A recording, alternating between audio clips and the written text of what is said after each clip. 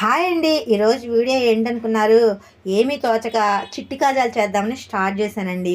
ముందుగా అయితే రోటీ చేసేసుకొని ఆ నెయ్యిని కరిగించి పోసి నీట్గా మొత్తం రాసేసానండి. అంటే మనకి లేయర్స్ అంటుకోకుండా నీట్గా రావడం కోసం. అలా రోల్ చేసిన తర్వాత ఎడ్జెస్కి వాటర్ రాసి అంటించేసి చిన్న చిన్న పీసెస్ కట్ చేసుకొని వాటిని అయితే చేత్తో ఇలా కొంచెం కొంచెంగా ప్రెస్ చేసాం. మనకి కాజాలు కొంచెం అని షేప్ తెలియడం కోసం. అవే కొంచెం పెద్దగా చేసుకున్నాం అనుకోండి, అప్పుడు మనం చపాతీ చేసే కర్రతో ఇలా లైట్గా ప్రెస్ చేసుకోవచ్చు. ఇవి చిట్టివి కాబట్టి ఊరికి అలా చేతితో ప్రెస్ చేసి గోల్డెన్ కలర్ వచ్చే వరకు ఫ్రై చేసుకొని పంచదార పాకం కూడా రెడీ చేసుకున్నానండి. పంచదార పాకం అంటే అలా స్టవ్ ఆఫ్గానే ఇవి వేసేస్తే మంచిగా పీల్చుకొని పాకం జ్యూసీగా ఉంటాయండి. కాకపోతే నాకు ఆత్రం ఎక్కువ కదా, ఇవి వేసి వెంటనే స్టవ్ ఆఫ్ చేశాను అనమాట. అవి చక్కగా ఒక అరగంట తర్వాత తింటే జ్యూసీగా ఎమ్మిగా అద్దరిపోయినాయండి. నేనైతే సూపర్గా ఎంజాయ్ చేశాను. మరి మీరు ఎప్పుడైనా ట్రై చేశారో కామెంట్ చేయండి.